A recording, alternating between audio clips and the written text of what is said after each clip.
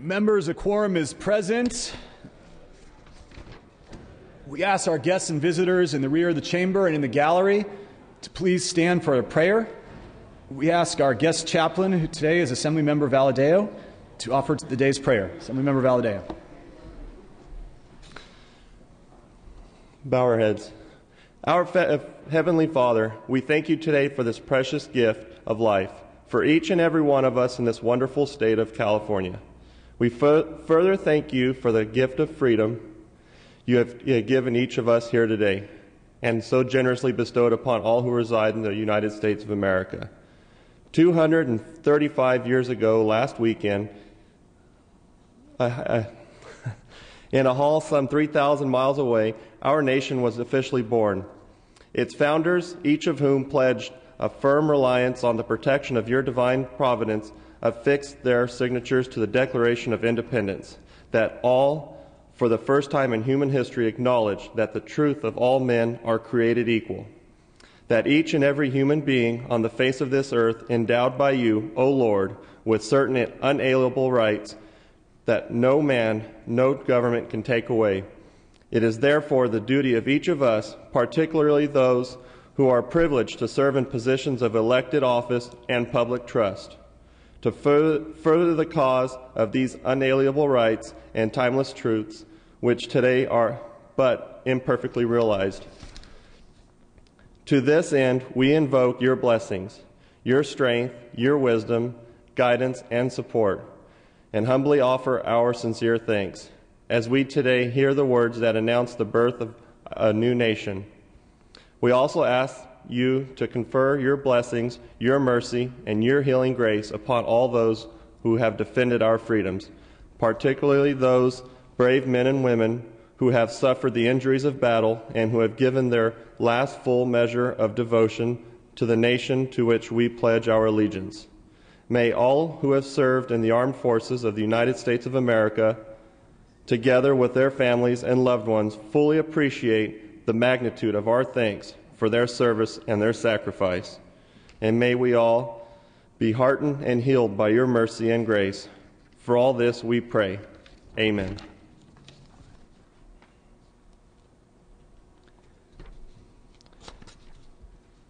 As part of our recognition of Independence Day, we have the Governor's and the Adjutant General's own honor guard from the California National Guard to present the colors and the flag salute. The Honor Guard members are Staff Sergeant Richard Aller, Specialist John Young Ahuna, Specialist Lucian Farmer, and Specialist Matthew Marfill. Please present the colors.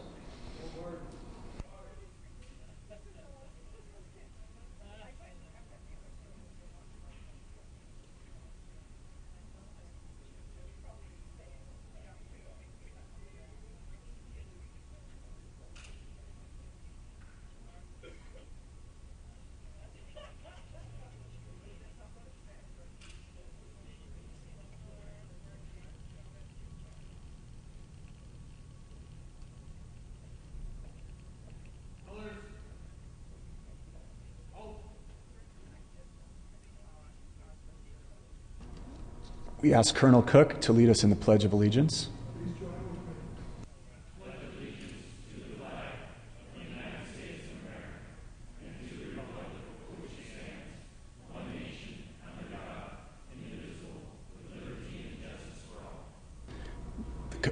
The color guard is dismissed.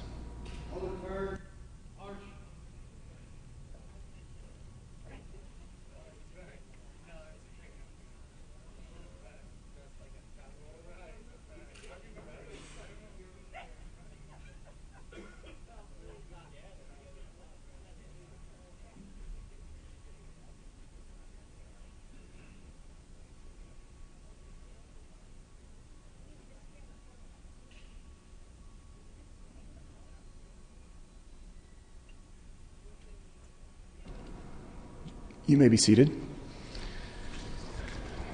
Reading of the previous day's journal. Assembly Chamber, Sacramento, Friday, July 1st, 2011. The Assembly met Assemblyman Honorable Bob Wachowski, Assembly Member 20 District Mr. presiding. Allen moves and Ms. Conway seconds that the reading of the previous day's journal be dispensed with. Presentations of petitions, there are none. Introduction and reference of bills will be deferred. Reports of committees will be deemed read and amendments deemed adopted. Messages from the governor, there are none. Messages from the Senate, there are none. Motions and resolutions. The absences of the day will be deemed read and printed in the journal. Mr. Allen, you are recognized. Yes, Mr. Speaker. I request unanimous consent to suspend Assembly Rule 118 to allow Republican Leader Conway to have guests and a photographer on the floor for the Assembly observance of Independence Day. Without objection. I request unanimous consent to suspend Assembly Rule 45.5 to allow Assembly members Allen and Logue to speak on adjourned memory today. Without objection. Mr. Speaker, I'd ask for order in the House. Thank you. Thank you. I further request unanimous consent to suspend Joint Rule 62A, the file notice requirements, and Assembly Rule 56 to allow the Judiciary Committee to hear SB 684 Corbett on Thursday, July 7th in the Rules Committee room upon adjournment of session pending re-referral from the Insurance Committee. Without objection.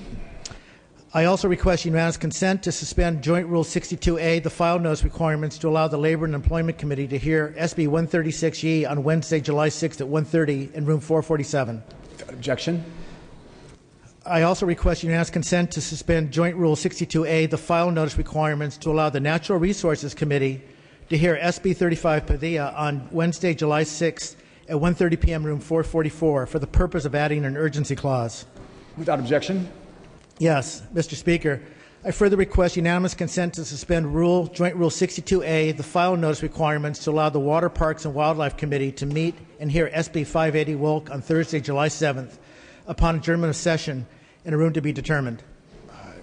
Mr. Hagman, you're recognized.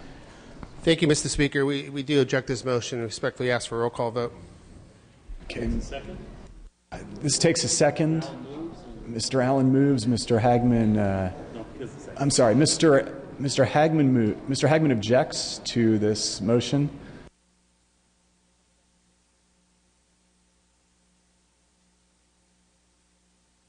So Mr. Allen's motion has been seconded by Mr. Fuhrer. Mr. Hagman has requested a roll call vote. Clerk will open the roll. Mr. Allen asks for your aye vote. Mr. Hagman asks for your no vote.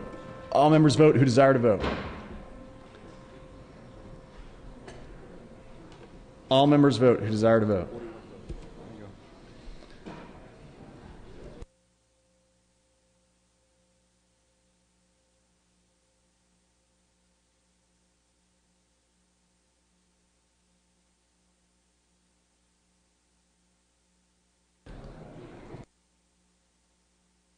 Okay, Mr. Allen moves the call. Mr. Allen, you are again recognized. Thank you. I request unanimous consent to suspend Joint Rule 62A, the file notice requirements, to allow the Environmental Safety and Toxic Material Committee to meet and hear SB 682 Rubio on Thursday, July 7th, upon adjournment of session in a room to be determined. Without objection. In addition, Mr. Speaker, at the request of the author, please return the following bills to the Senate for further action. File item 23, AB 733, Ma. Without objection, clerk will note. Yes.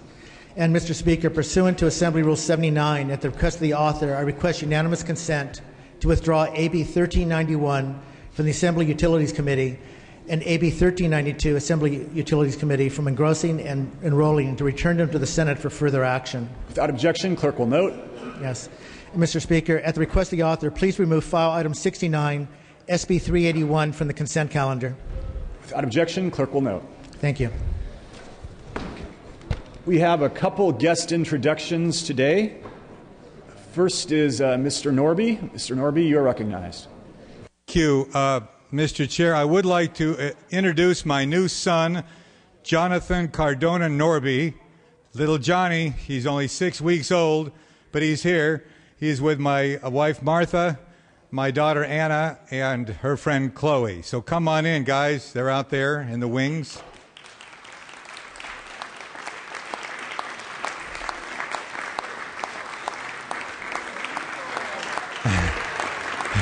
Come on, sweet.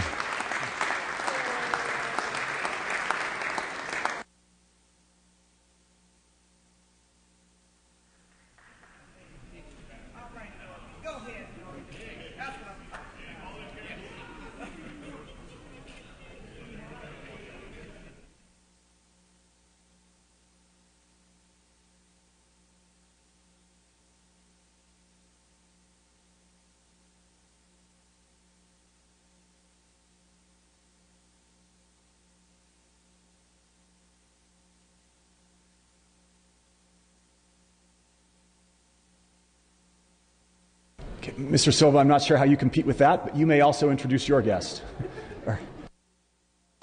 Mr. Campbell is not here yet. 12:30.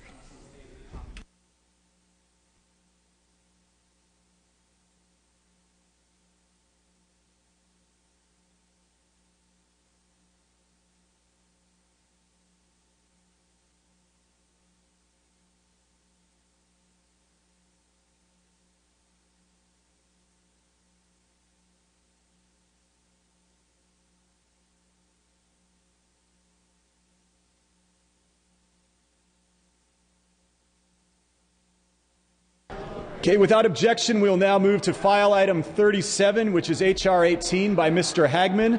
Clerk will read. House Resolution 18 by Assemblymember Hagman relative to the 4th of July.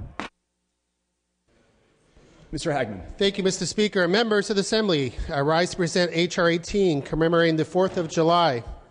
On July 4, 1776, the world witnessed the greatest experimentation of freedom and liberty.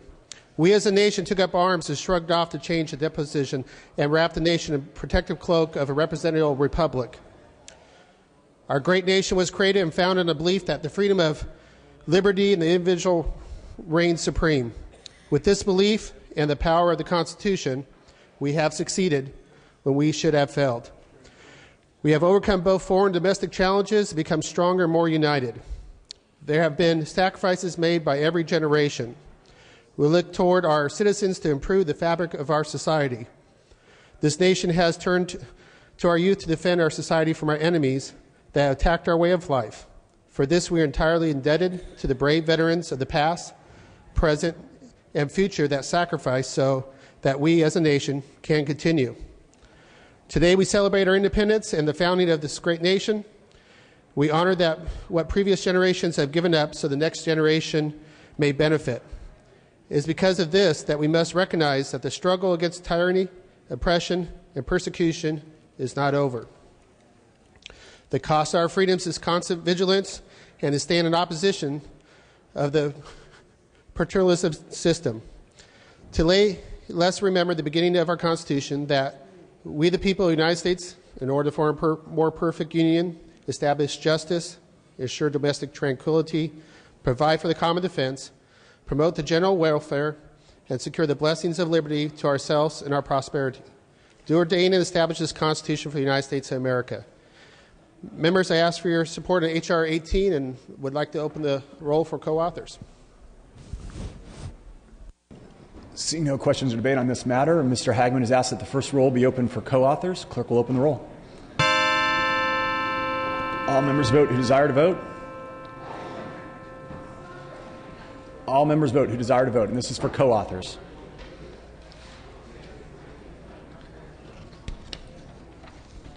Clerk will close the roll and let the record note that 67 co-authors have been added. Without objection, we can take a voice vote on this item. All those in favor say aye. Aye. Opposed? Okay, the ayes have it. The resolution is adopted. So yesterday, our nation marked the 235th observation of Independence Day. In recognition of the signing of our founding document, Assembly Members Jones and Atkins will read excerpts from the Declaration of Independence. I ask that they come forward to the rostrum at this time.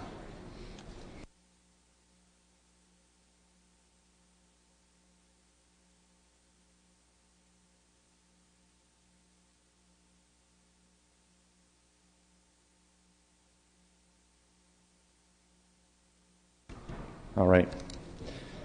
Thank you, members. The Declaration of the United States of America, adopted in Congress July 4th, 1776. Unanimous declaration of the 13 United States of America. When in the course of human events it becomes necessary for one people to dissolve the political bands with which have connected them with another, and to assume among the powers of the earth the separate and equal station to which the laws of nature and of nature's God entitle them, a decent respect to the opinions of mankind requires that they should declare the causes which impel them to the separation. We hold these truths to be self-evident, that all men are created equal, that they are endowed by their Creator with certain unalienable rights, that among these are life, liberty, and the pursuit of happiness, that to secure these rights, governments are instituted among men, deriving their just powers from the consent of the governed. That whenever any form of government becomes destructive of these ends, it is the right of the people to alter or to abolish it, and to institute new government, laying its foundation on such principles and organizing its powers in such form as to them shall seem most likely to affect their safety and happiness.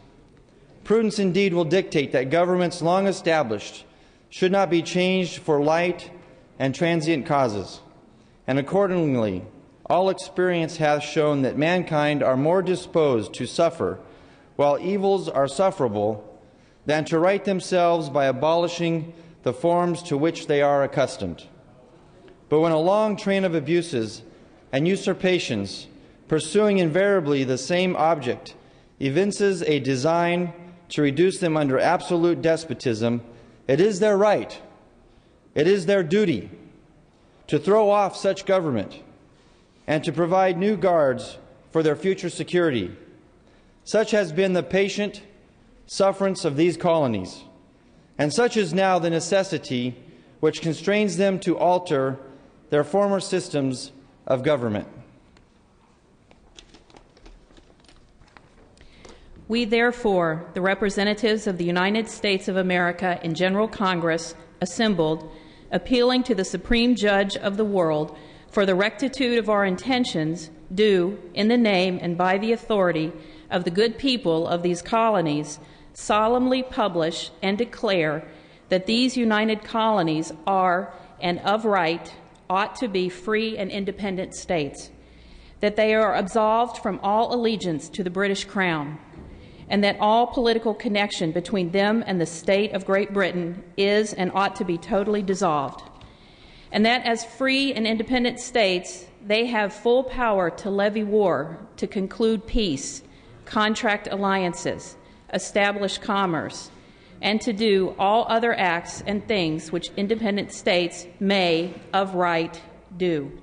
And for the support of this declaration, with a firm reliance on the protection of divine providence, we mutually pledge to each other our lives, our fortunes, and our sacred honor. Signed, John Hancock and representatives of New Hampshire, Massachusetts Bay, Rhode Island, Connecticut, New York, New Jersey, Pennsylvania, Delaware, Maryland, Virginia, North Carolina, South Carolina, and Georgia. Thank you, Assembly Members Jones and Atkins. We will now observe a moment of silence in memory of our soldiers, citizens, and allies who have sacrificed their lives in defense of our nation and for people around the world in an effort to secure the liberty and freedoms that we honor today. Please bow your heads with me and start the moment of silence.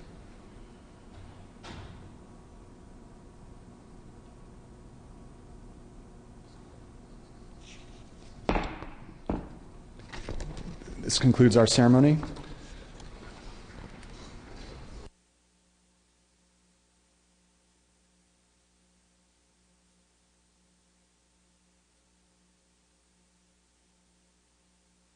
We are ready to lift the call on Mr. Allen's motion.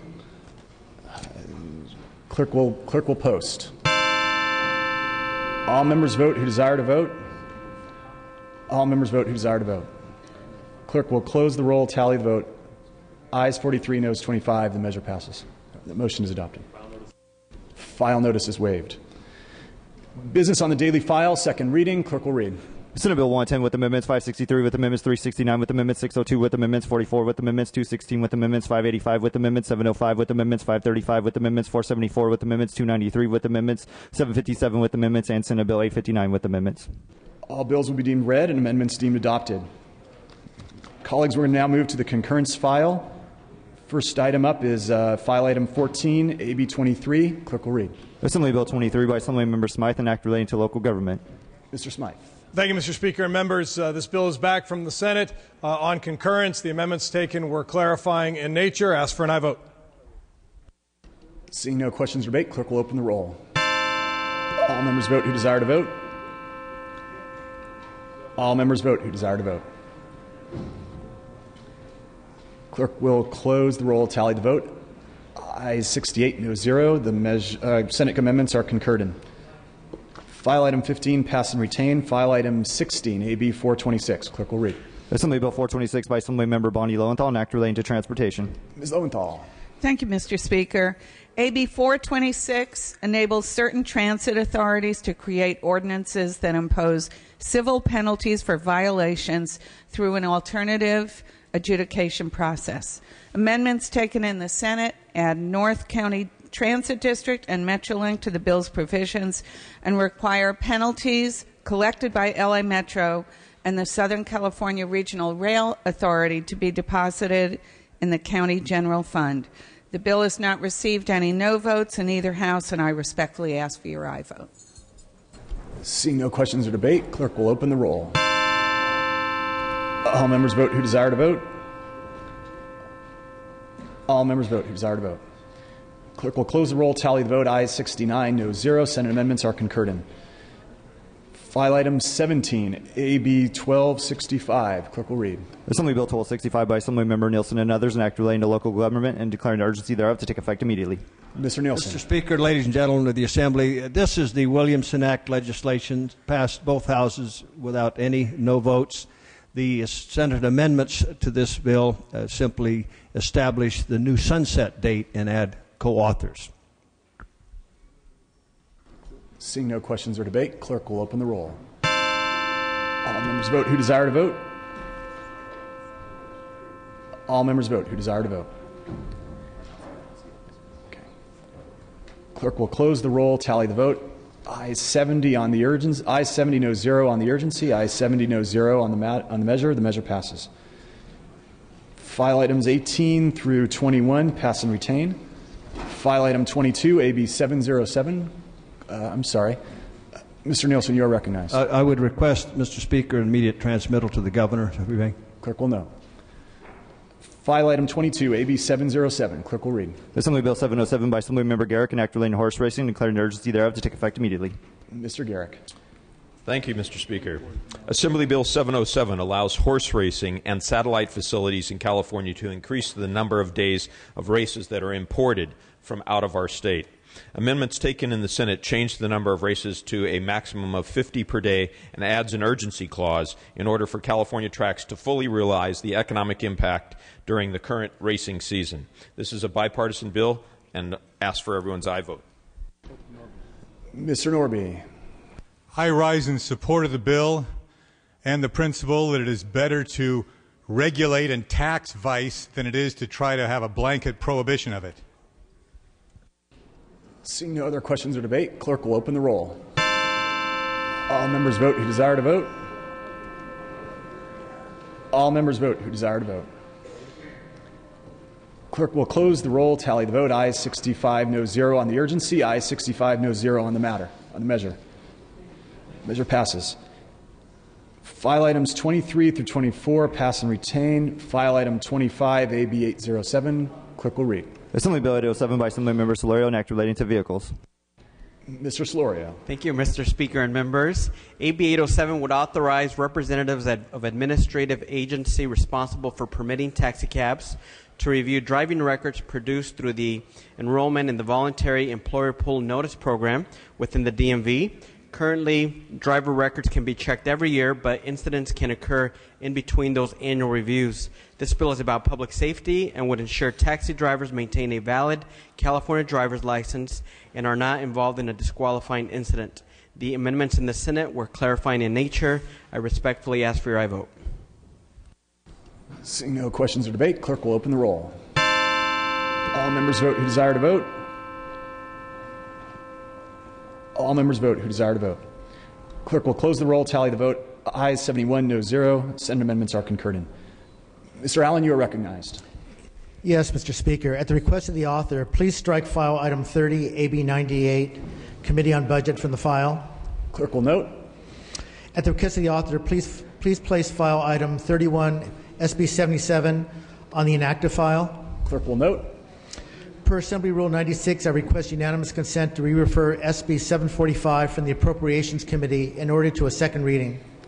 Without objection, the request is granted. Thank you, Mr. Speaker.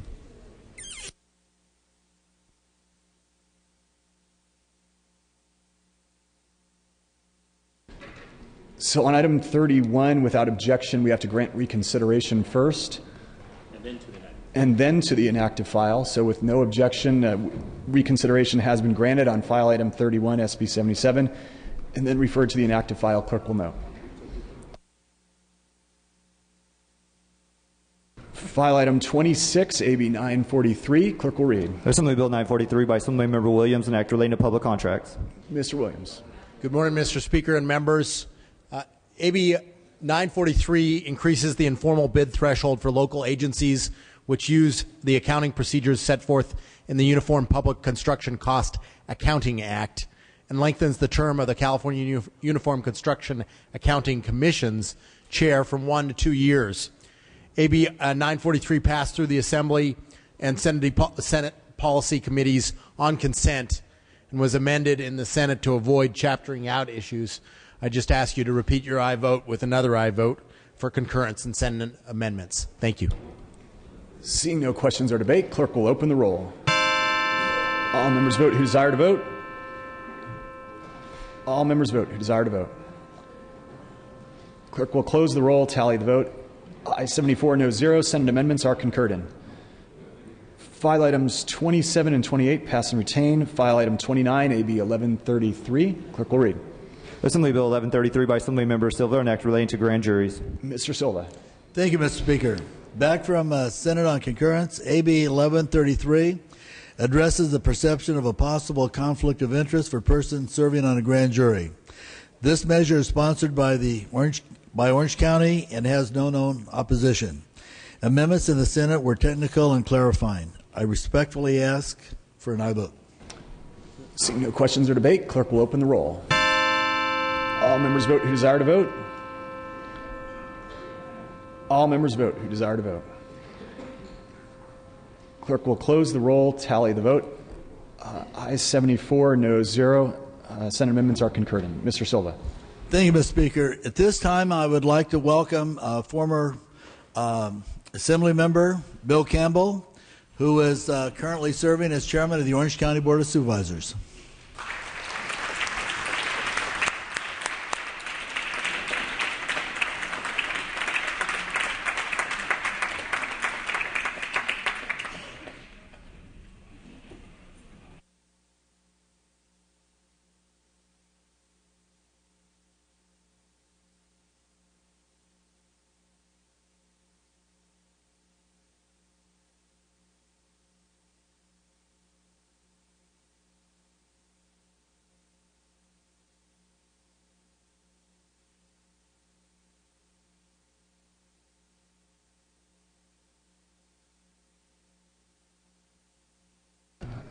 Assembly third reading, file items 32 through 36 pass and retain.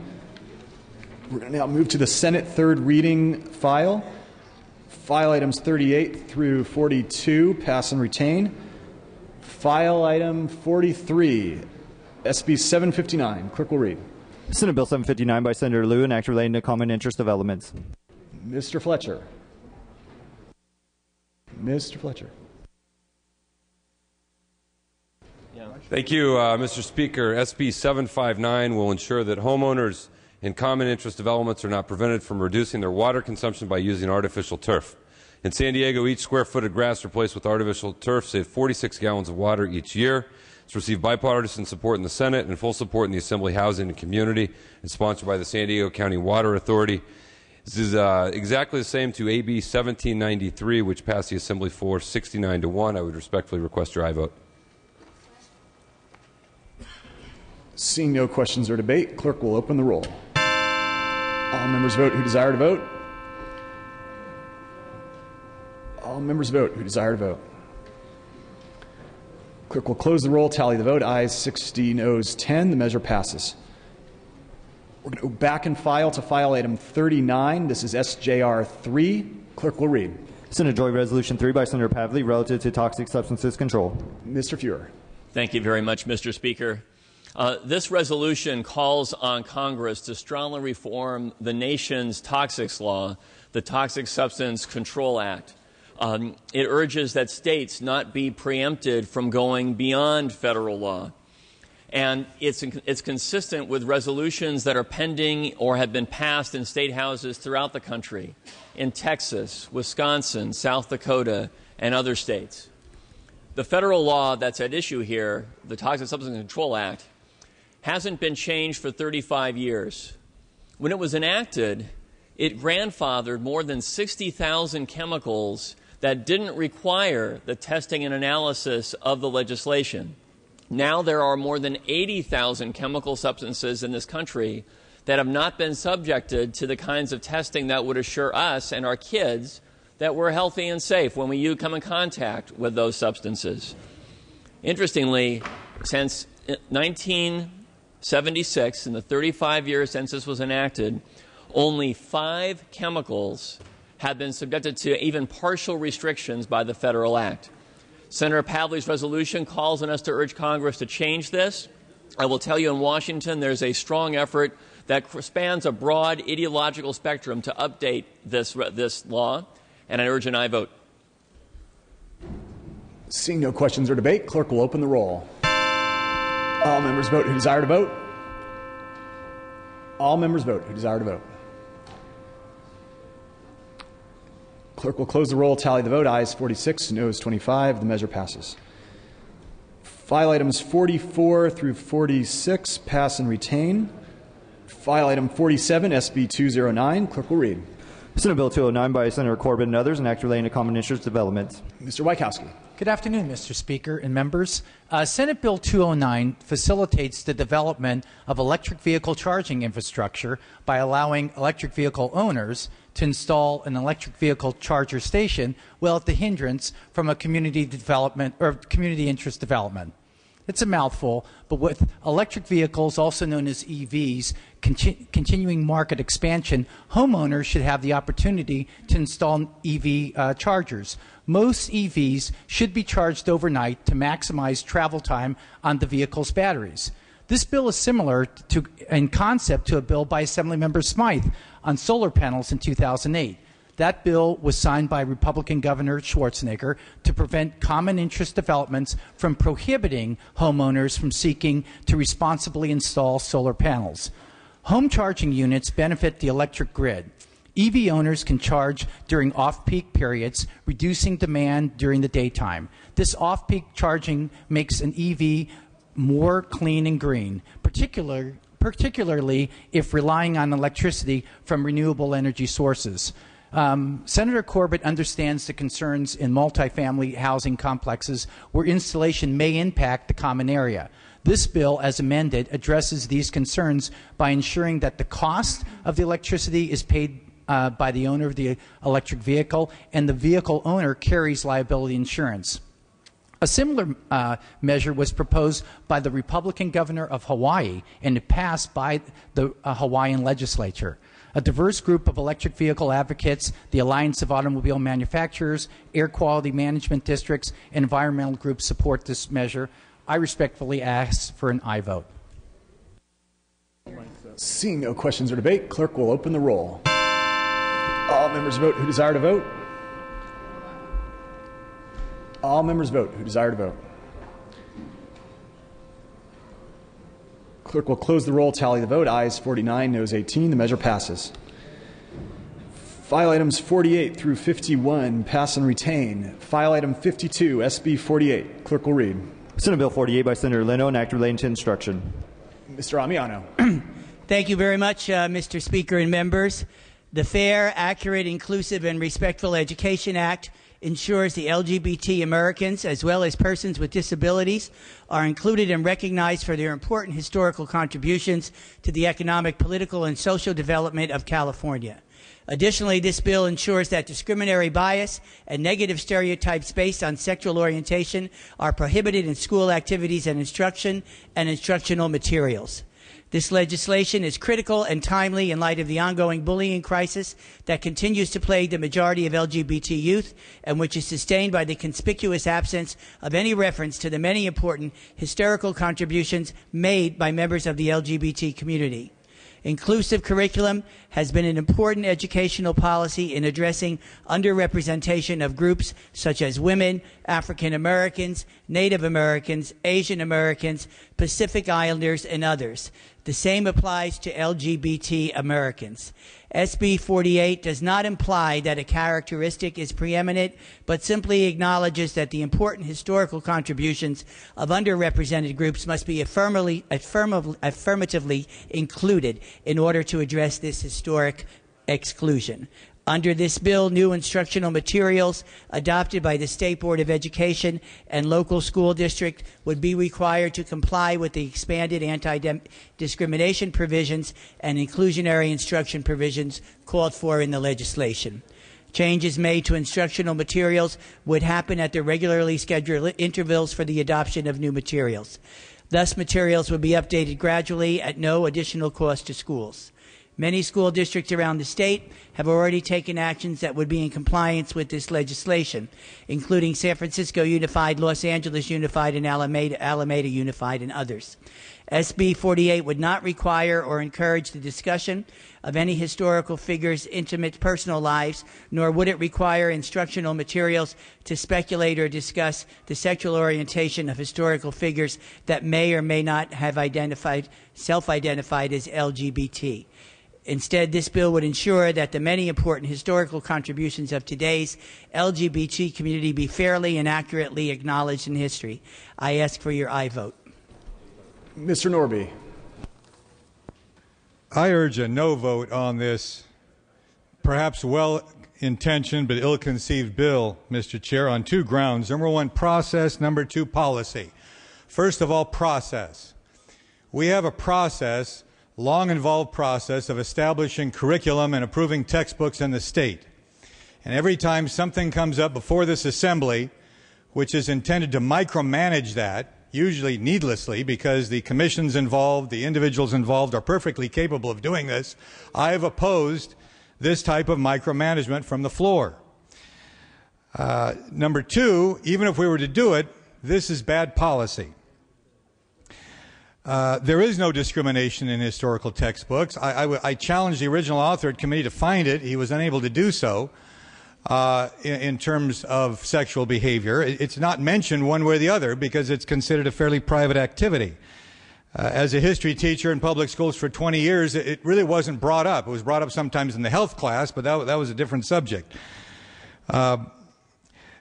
When the bill says that LGBT individuals have to be included and recognized throughout history, we are talking about going back through history and having to identify people based on their sexual orientation.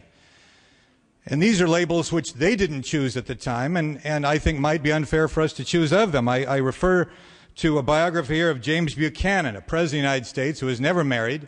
At the time, it was widely known that he had a very close relationship with an Alabama senator, which may have influenced pre-Civil War politics. This was known at the time, but was not discussed as it might have been in the present day or earlier. This is historian Gene Baker from Goucher College, and I'd ask permission to read just one sentence from this book. Without objection. Men in Buchanan's time did not have sexual identities, though they did have sexual behaviors. So the idea that a sexual behavior identifies a person's identity, or certainly identifies them politically, is something that didn't necessarily exist at that time. Now, am I as a history teacher supposed to out James Buchanan after the fact? Am I supposed to identify him as gay or homosexual or LGBT, a label he didn't embrace, to try to explain that we may have had a person of this type of sexual behavior as President of the United States? And if I did, what benefit would that be to explaining his historical activities? John Maynard Keynes had sexual preferences that were homosexual. 30 seconds, please. And did this influence his economic philosophy? Do I have to out him after the fact? And then do I have to identify Milton Friedman as a straight economist? Do we have to go through the whole history book and identify people based on their sexual behaviors and then identify them based on current sexual identities? I don't think this helps the teaching of history. I think it's a distraction. I don't think it's needed. Thank you, Mr. And I would Norby. urge a no vote. Ms. Grove.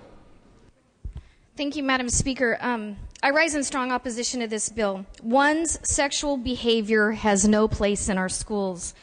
Colleagues, we don't teach our children about Martin Luther King because he was a heterosexual. We teach them and educate them about his life commitment to justice and for his bold and moral actions. We don't teach our children about George Washington or Thomas Jefferson or John Adams or other founding fathers because they lived a heterosexual lifestyle or the way that they had sex. We teach these kids, our children, and we honor these individuals and educate our children for them because of their convictions, their actions, their leadership quality, and how they boldly acted to form this great nation. Colleagues, sexual lifestyle does not belong in our schools, period. It's out of place, and it's a slap in the face of many parents that would rather have their kids be taught the basics of math, reading, writing, and subjects that we don't seem to find very important anymore. At a time when more and more parents are screaming and demanding for more school choice, more charter schools, less government bureaucracy, and now we're looking to mandate of teaching a sexual lifestyle. This shows how out of touch we are with the regular Californians who are concerned about their children's educations.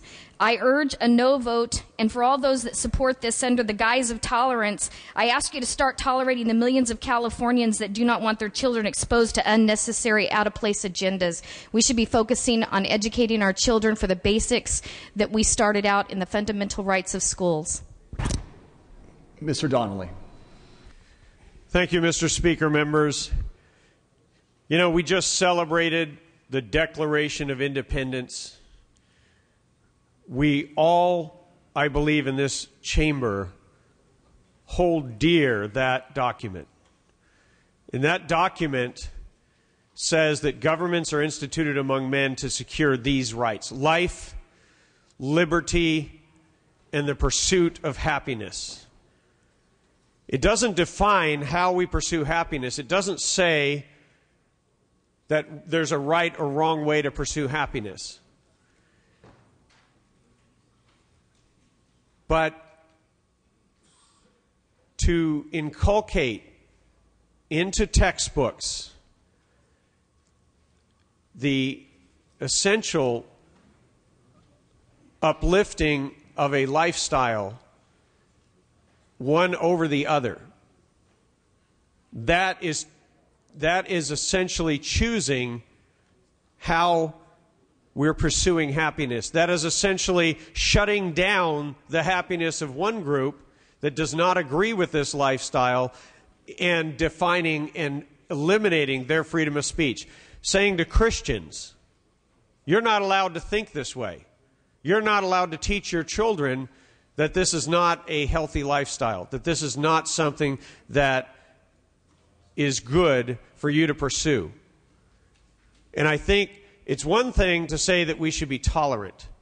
It is something else altogether for my colleague across the aisle in the Senate to say that my children are going to be taught that this lifestyle is good and that is not to be criticized, and that anyone who has had any historical role, that this is to be glorified. And as a Christian, I am deeply offended. As an American, I am even more offended. I would not be in favor of uplifting every single group for every single reason. Let me give you an example. I happen to be the member of a group that is demonized constantly. I was the leader of the Minutemen in California. Yes, I was. And you know what? We went to the border and we were armed. Everybody said, oh my gosh. But you know what? We're written about in your textbooks in your schools. The trouble is that they've taken one point of view and they spread that point of view. I am not in favor of putting into legislation my point of view. I don't think that's the right thing to do. I don't think it's the right thing to do with the homosexual agenda. I don't think it's the right thing to do with my agenda. I don't think that our schools are a place that we should be pushing social agendas. I think what we ought to do is we ought to say that every single American who has been instrumental in history is to be honored for their accomplishments regardless of their sexual orientation, their race, anything other than the content of their character. And that, ladies and gentlemen of this assembly, that is what we should be aspiring to. We should teach children that they can choose and pursue to be recognized for what they do and not necessarily who they are. Because what you're doing is you're pitting groups against each other, and I can tell you that the number of people in my district and across the state of California that are offended by the pushing of this agenda into our school books at a time when our schools are failing are innumerable. And I think our founding fathers are turning over in their graves saying, what in the world has America come to? What has this experiment come to?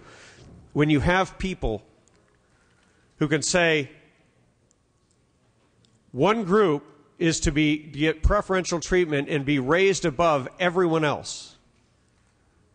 I think that is a dangerous precedent. I think that is a wrong precedent. I don't think that is the authority. 30 seconds.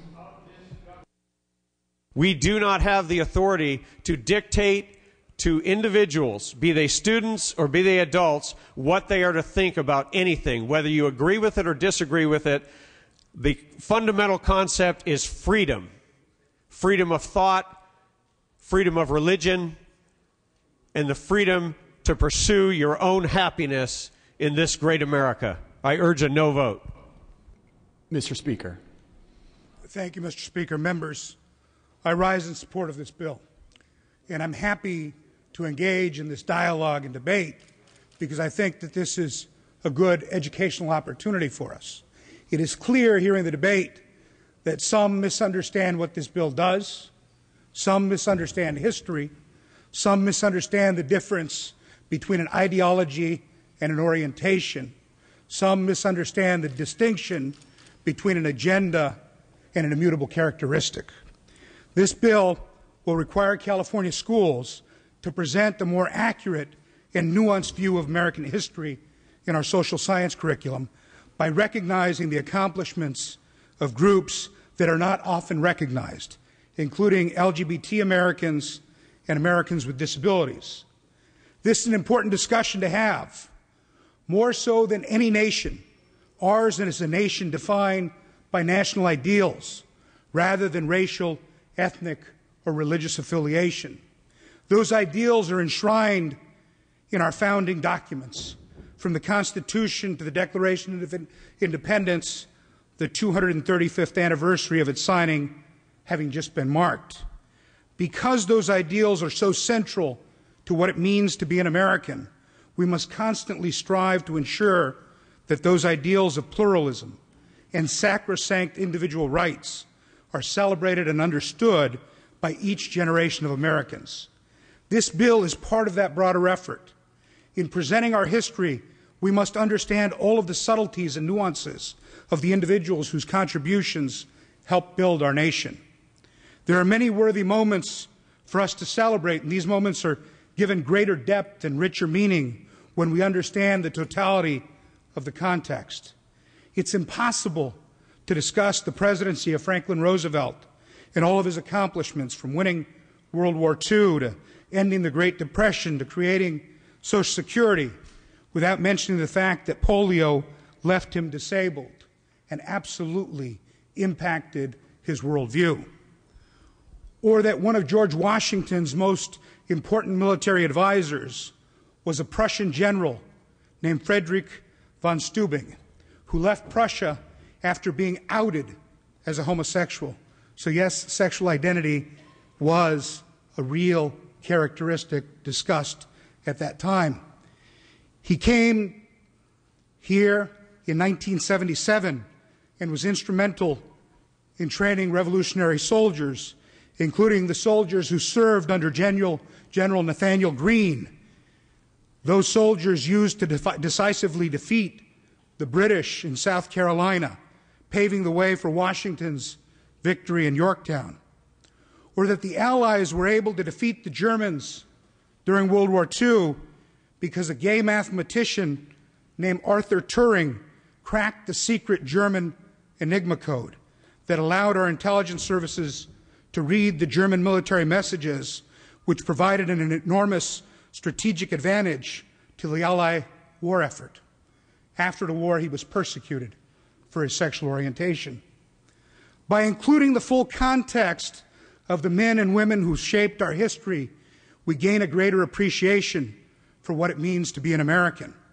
And we also fulfill an ultimate mission of teaching our history, which is to ask the important questions which give us greater understanding for ourselves and our history.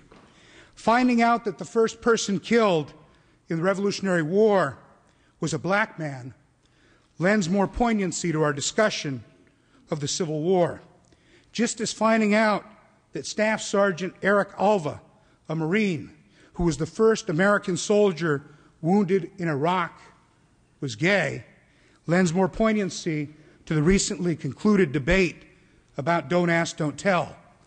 Learning about Roosevelt's struggle with disability lends a great deal to how we approach public policy with respect to Americans with disability.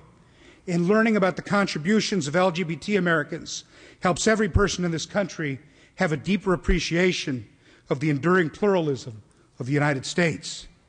But it also sends a clear signal to an isolated and lonely child who endures taunts and bullying for being gay or lesbian. That signal is that you're not alone and greatness can be yours. With so many tragic suicides of young gay and lesbian children appearing in the headlines with grim regularity, this is a very timely and very important discussion for us to have, and I respectfully ask for an aye vote. Thank you, Mr. Speaker. Mr. Furutani. Thank you very much, and Mr. Speaker and members. I think in dealing with this particular issue in the bill that we have before us, the issue is not asking anybody to be tolerated. The issue is not raising one group over another. The issue is not a special agenda above all other agendas. The issue is about people. I have two sons, and I appreciate Mr. Norby bringing his 6-week-old child here today to be a part of this very special building and what we do here in this People's Building. I have two sons as well. They are grown, 29 and 26. Thankfully, both gainfully employed, at least at the moment, both doing very, very well. But when they were growing up, I remember just hearing sometimes when they were with friends a term that was thrown about almost casually, but it was a very derogatory term in relationship to LGBT people and friends, and it started with an F. It was a pretty common use term amongst my son's friends. You would hear it at athletic games where they were playing sports. Someone would holler it as an epitaph or a joke. And then my sons, we had many discussions about it, whether they embraced it or understood what was going on. Didn't manifest itself until a little later. They went to a conference, and at the conference they participated. It was about the future of the Japanese American community. And they were with a lot of other young people and talked about a broad array of things and met a lot of different people from throughout the state. Sort of a bit of a coming to a realization about their identity, what their father and mother have been a part of for decades, and friends as well. And when they found out that the person that they befriended, and there was a group of them actually, and realized later that they were gay, they sort of thought and said, well, wait a minute, so-and-so is gay? And I just happened to mention it as a part of just an overall discussion. And what it did for them is it made them realize that actually being gay or not being gay really didn't matter. But what it did was realize that that term that they throw around is really something that's really negative and hurtful, and in fact was used as a weapon in many cases. And when thinking about their new friends having been called that, or being victimized by that, or being looked upon as being negative because of their sexual orientation, really stunned them on a personal level. And I think in many ways this is what this bill does. We're not talking about exalting people for their sexual orientation. We're not talking about educating people about their sexual activities. Some of y'all trip on that a little bit too much as far as I'm concerned. But what we're talking about is, as the speaker said, not only the nuance, but what they are as people. It's not that they chose it. It's not that they wear it on their sleeve. It's because that's what they are.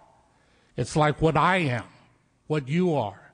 And I think in terms of this program, it will really provide the diversity and an understanding of the rich tapestry that makes California what it is. Because what California is a whole bunch of group of minorities. We're all minority groups. Nobody's a majority. And as a result of that, our contributions, what we've done, contributions in history, just in reference to regular everyday people, I think makes what we're talking about in this bill so very, very important. We're talking about Californians, we're talking about Americans, and I think it's appropriate we talk about it the day after Independence Day. So I urge and I vote, and I thank Senator Leno and Assemblymember Almiano and the LGBT caucus for bringing this bill forward, and I urge and I vote. Ms. Skinner. Thank you, Mr. Speaker and members. I get very emotional when we have these kind of debates, and as a result, I don't always speak on the floor about them. But I needed to today because some of my colleagues spoke very passionately. The point of this law is not to teach sexual education. It has nothing to do with that. Rather, it is to recognize that just like all of us have different ethnicities, different religions, different nationalities, we have different sexual preferences. And it is normal and natural.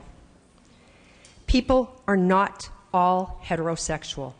Yet the subtext, if we do not recognize an LGBT person as an LGBT person or their accomplishment or success, is to assume that they are heterosexual. Now, why does that matter? It matters because we stress the contributions in education of women, of African Americans, of Irish, of Italians, of Christians, of Muslims. And the result of that, or the purpose of that, is try to end discrimination, overcome prejudice. That is why this bill is so important. I observed my daughter and her friends who were LGBT suffer depression. Some considered suicide. Others tried, through very risky behaviors, to try to prove that they were something different than they were. Something different than how they were born.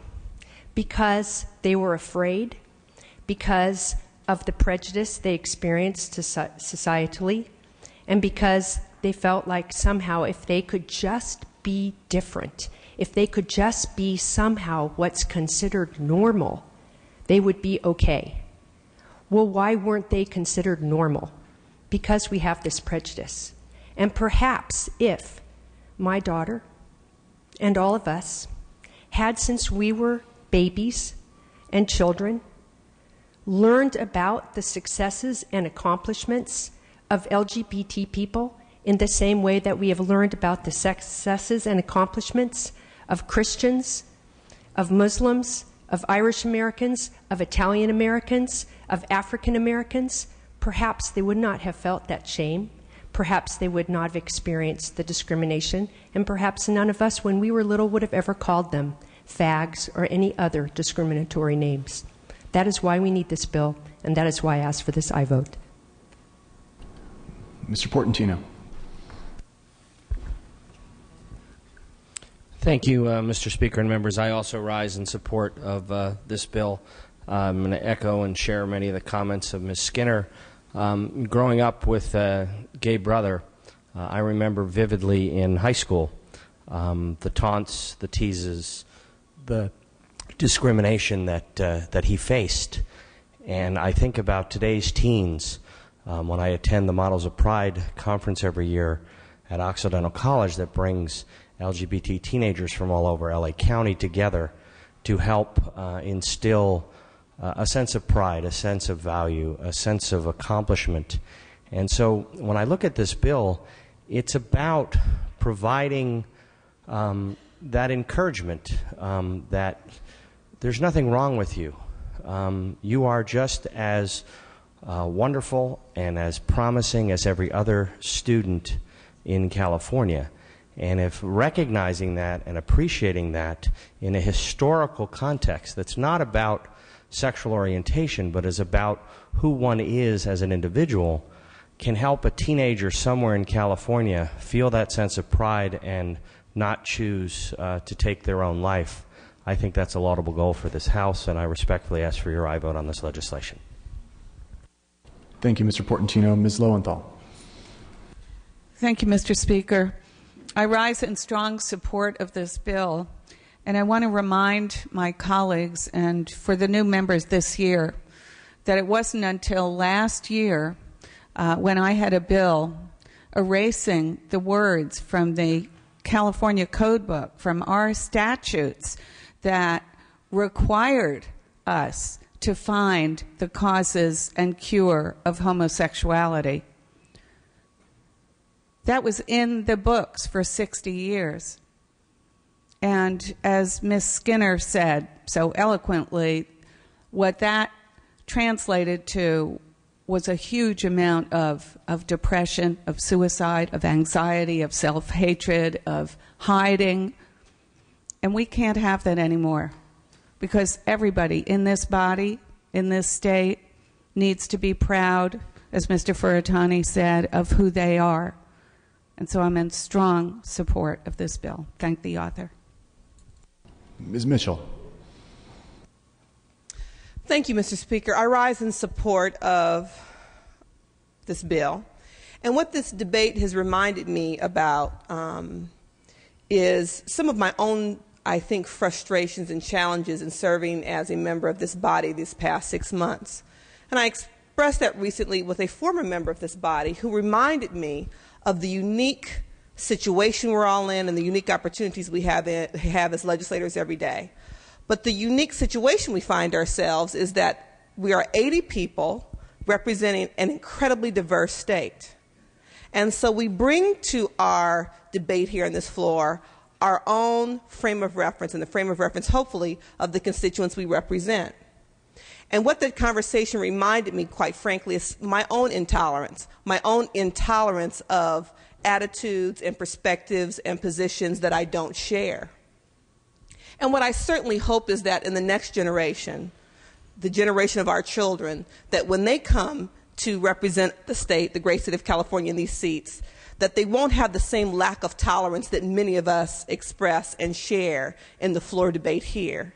And that they will be in a position, based on the high-quality education that we will have afforded them in the state of California, an opportunity to have thoughtful, theoretical debate based on a core sense of tolerance and principles that they've learned in our institutions of higher learning. With that, I support this bill. Mr. Morrell. Thank you, Mr. Speaker. Yes, couple of things. If this was about race, I'd be on board. And I am a tolerant person, but you know, there's another side of it too. It stands in opposition to a whole lot of important things. It stands in opposition to 2,000 years of Protestantism, 2,000 years of Catholicism, and 5,000 to 6,000 years of Judaism. It jumps over the superior wisdom of people like St. Thomas Aquinas or Augustine. And so it's wrong, and the only thing I have to say is today I'd ask you to consider that, and please respectfully, or I respectfully would request your no vote. Thank you. Ms. Halderman.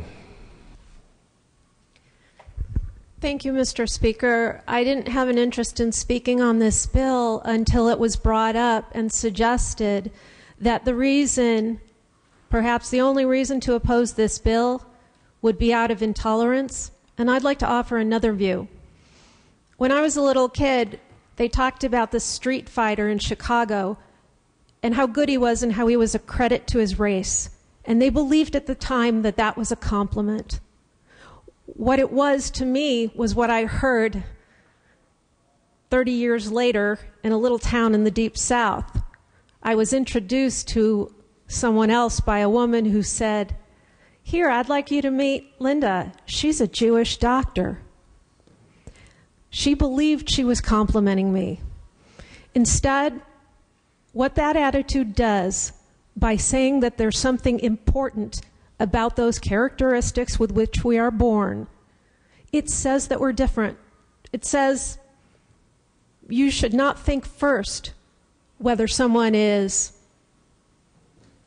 honest, has integrity, does good work.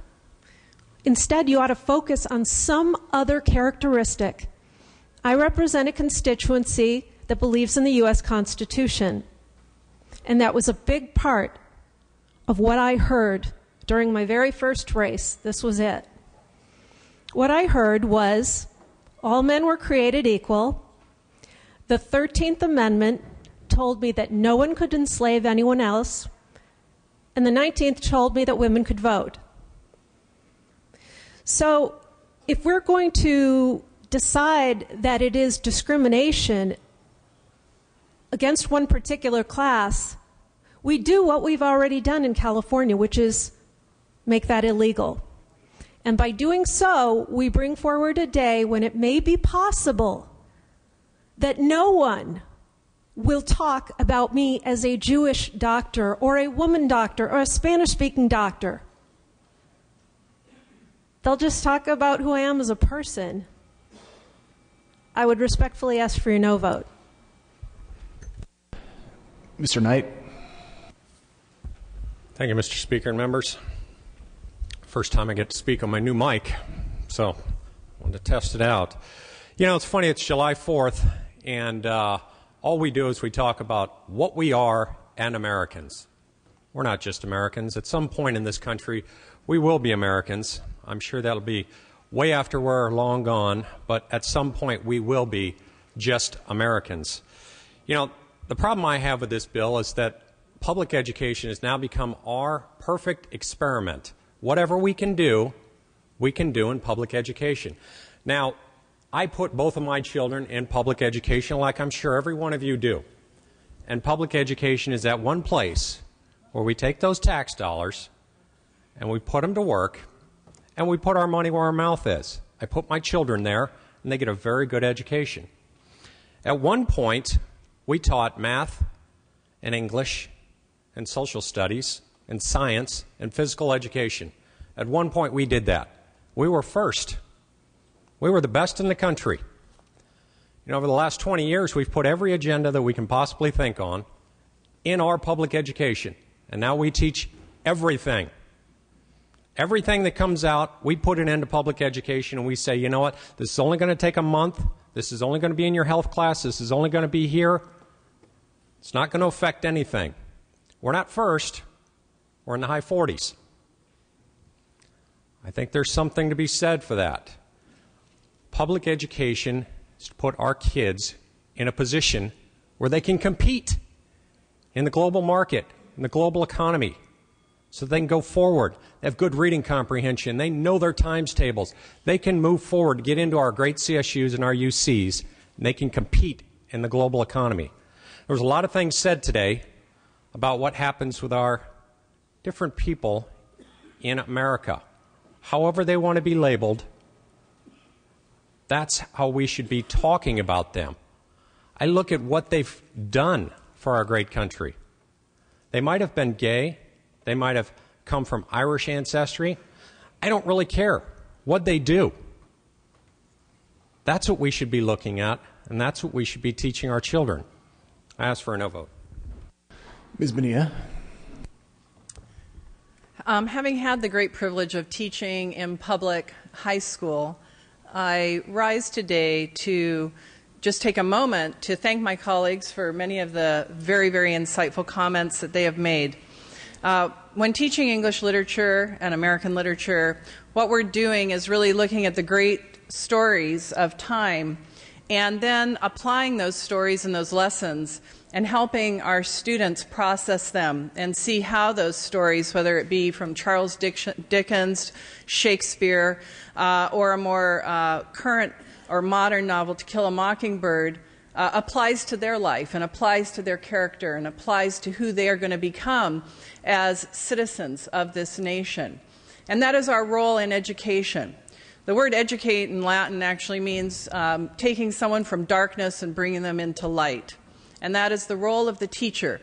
And we have different roles. As parents, I'm a parent. I have a role teaching my children. As a grandmother, I teach my grandchildren. But as a teacher in the public classroom, I have a very high level of responsibility and a very important role to play in communicating the great stories of mankind, and that includes all of mankind, and how, as young people, we process, accept, and develop strong character in the midst of everyday decisions in modern day life.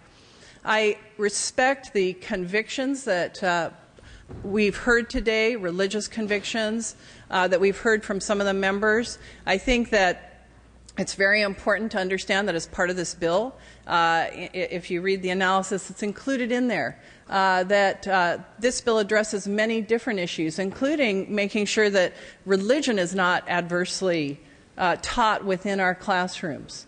And so the full intent of this, if you look all the way around it, it really is about educating our young people to be able to understand, to come into the light, to make their own decisions, to have the knowledge they need to have, to be able to understand those people who are around them, and doesn't in any way negate what they may learn from some of the other teachers in their life. But it says here in the public forum, this is a place where we can have open discussion, we can accept one another, we can learn from one another, and all of our character is developed and grown healthy in that kind of context.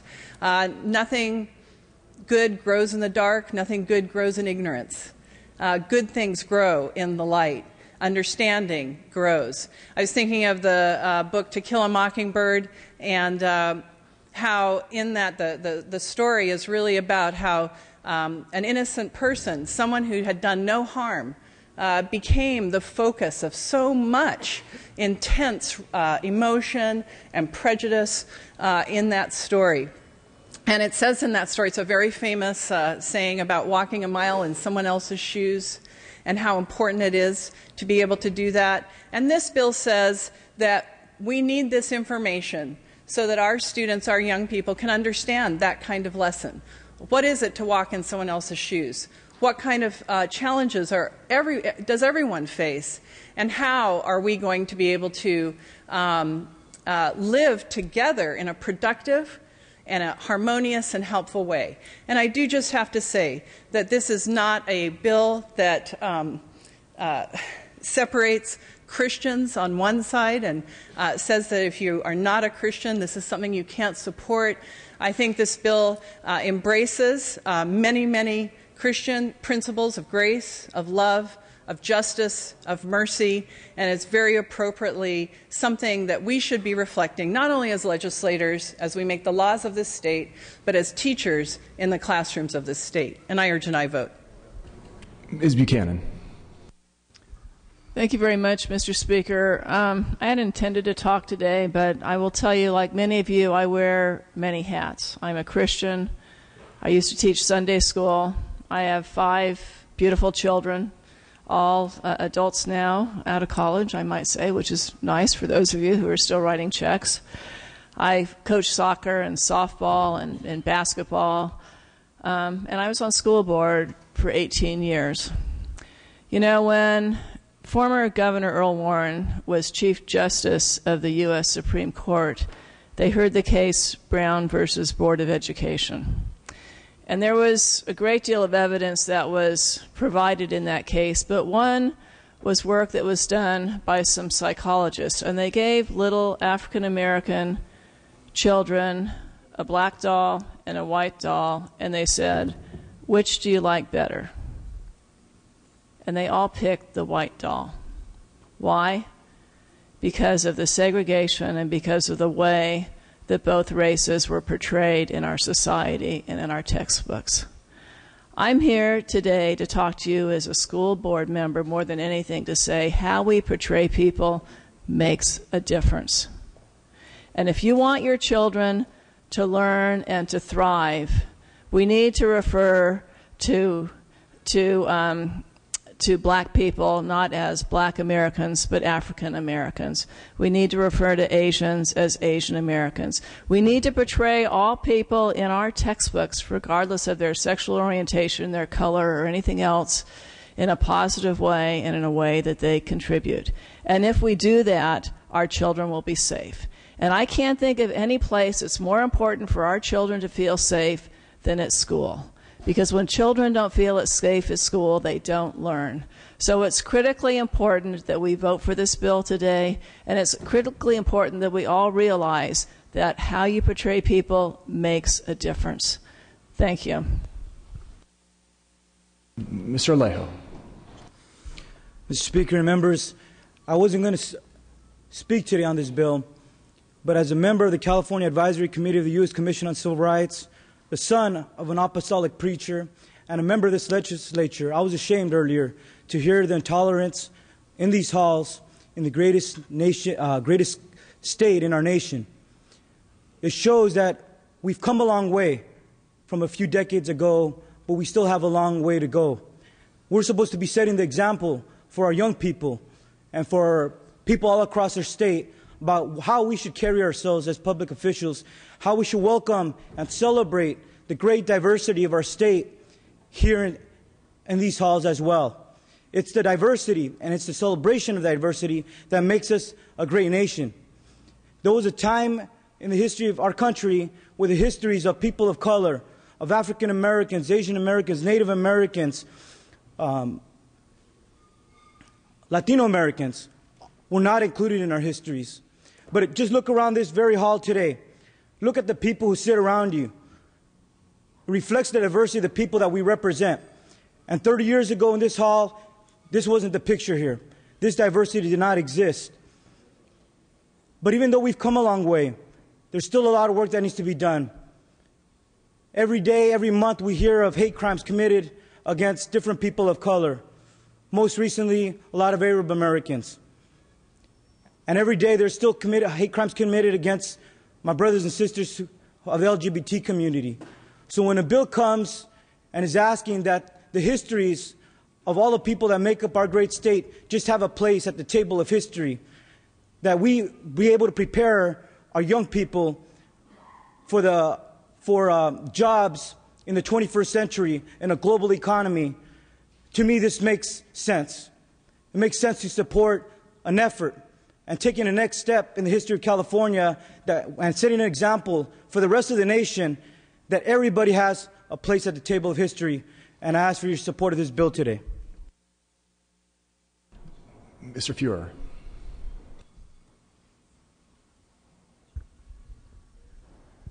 Thank you very much, Mr. Speaker. As I'm listening to the debate, I've been hearing, I think, 3 lines of argument from opponents to the bill. The first line of argument was expressed by our good colleague who said, if this were about race, then I could support it. But it's not. And that leads me to ask about the principal differences between race on the one hand and sexual orientation on the other. Both, as was said, are immutable characteristics. Neither is a choice. Both could be celebrated. Both are often stigmatizing. Another thread in the discussion was that somehow there is a problem in our society by identifying ourselves by key characteristics, and that tends to be more divisive than it is unifying. But I think the lessons of the past several decades have taught us a lot about, first, how important it has been for us as a nation and for many people here as individuals to our own growth to recognize that there is something distinctive in a special, affirming way of some of these characteristics that do, in fact, define us. Another thread in the conversation has been this, that somehow to add to a curriculum the identity, the sexual orientation of key figures crowds out other ostensibly more important academic aspects of public education. And to that point, I'd say this. You know, when I was in high school going to college, I guess is the key point, I didn't have calculus taught at my high school. I wasn't able to take physics at my high school. When I got to college, I had to compete head-on with students who had those classes.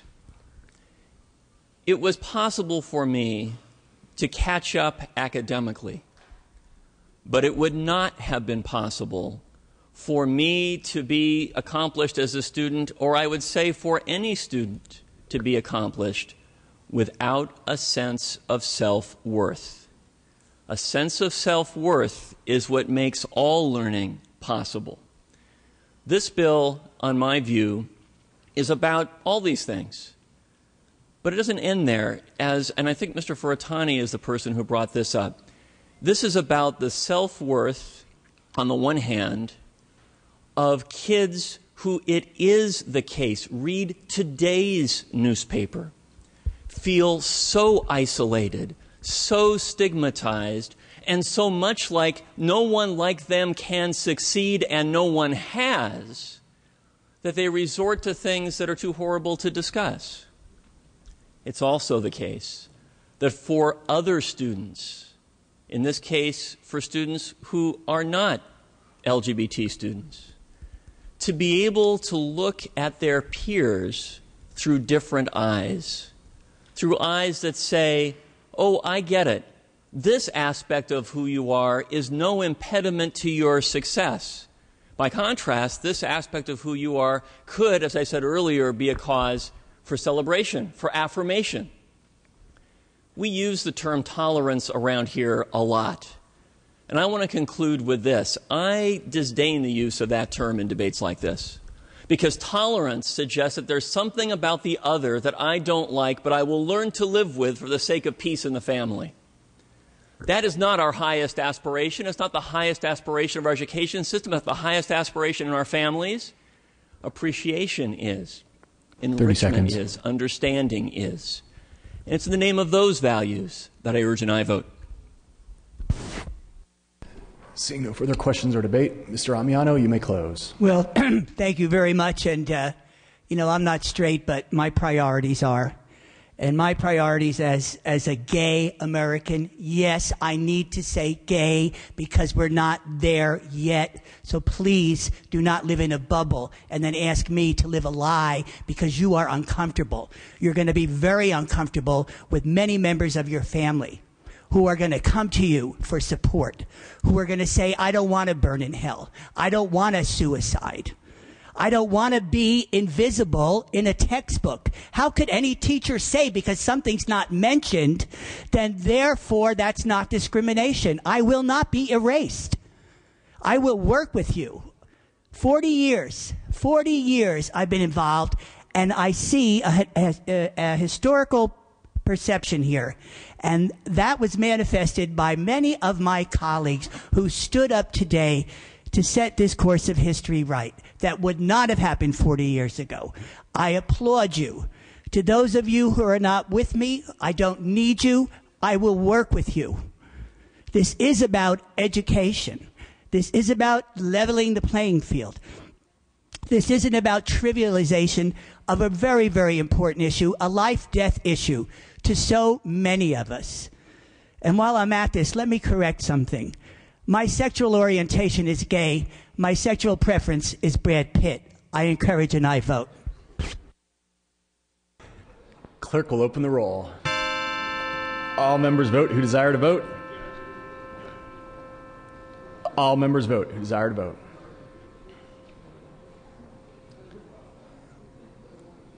Clerk will close the roll, tally the vote.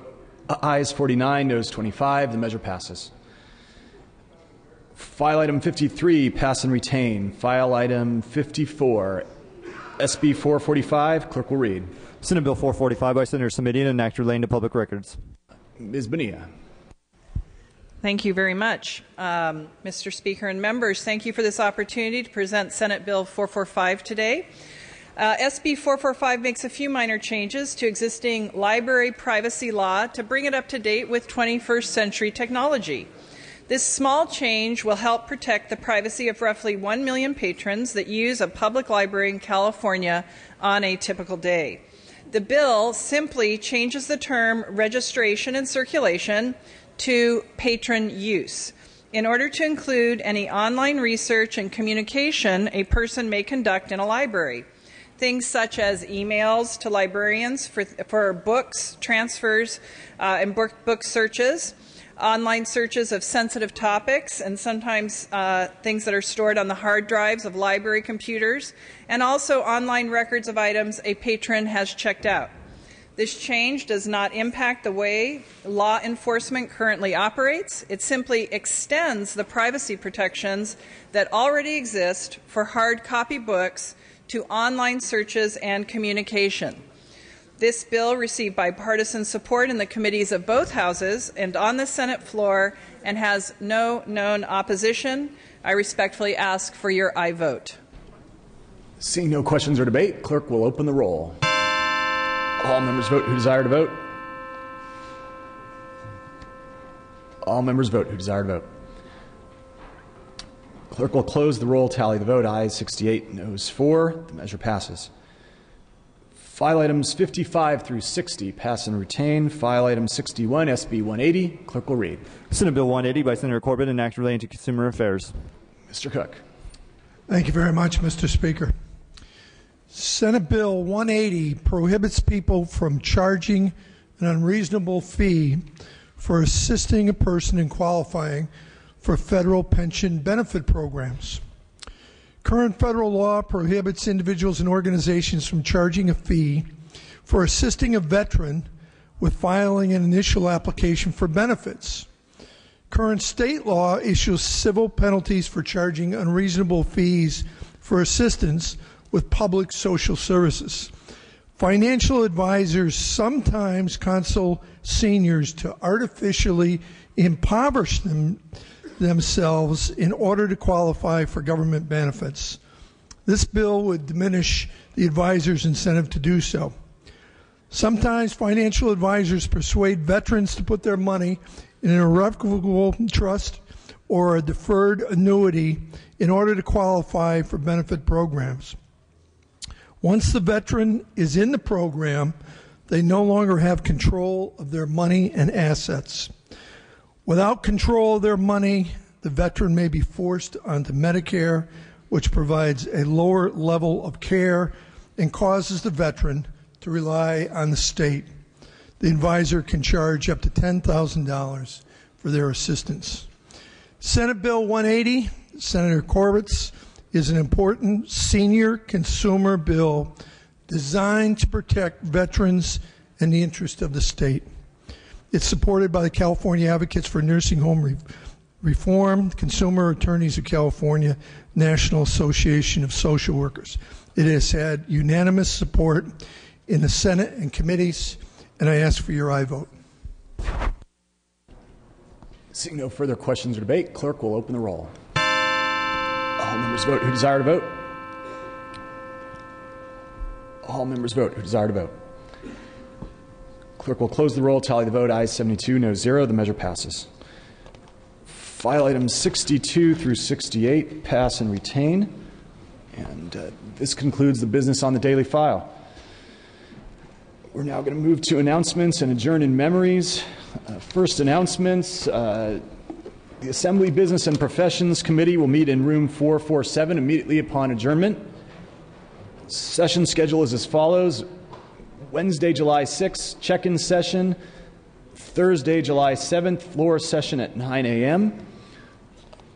All other items remaining will be passed and retained. All motions will be continued. We're going to now move to request to adjourn in memory. Assembly members Allen and Logue have been given permission to speak on adjourn in memory. Mr. Allen, you are recognized. Thank you, Mr. Speaker. I ask to adjourn in memory today for DeWitt Clinton Burris, who recently passed away in Vallejo. He is survived by his wife of 67 years and his son, John Burris, a noted civil rights attorney. He will be missed by his family, friends, and his community. I ask that we adjourn in his memory. Thank you. Thank you, Mr. Allen. Mr. Logue. Thank you, Mr. Chairman. I rise today to adjourn in memory of and pay tribute to a son of the North State who lost his life in the service of our country. Late this past week, I received the sad news that on Sunday, June 26th, Army Sergeant Russell Jeremiah Proctor was wounded when enemy forces attacked his unit with an improvised explosive device following the performance of his duties in Iraq. The soldier made the ultimate sacrifice not only in the defense of our freedom, but in the bringing freedom to others.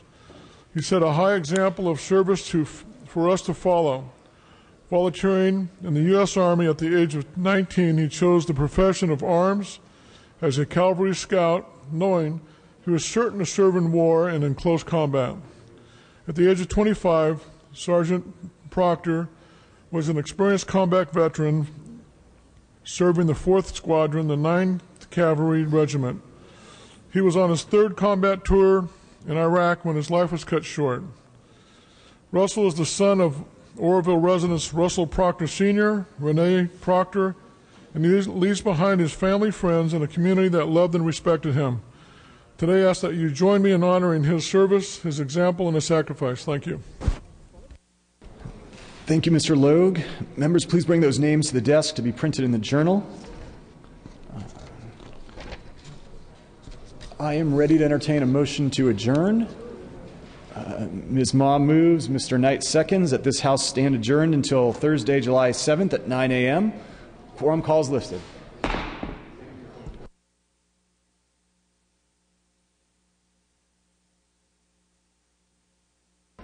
So I already announced B&P. Just to repeat that, B&P is meeting in room 447 upon adjournment. Assembly Health Committee will be meeting in room 4202 right now upon adjournment. Thank you.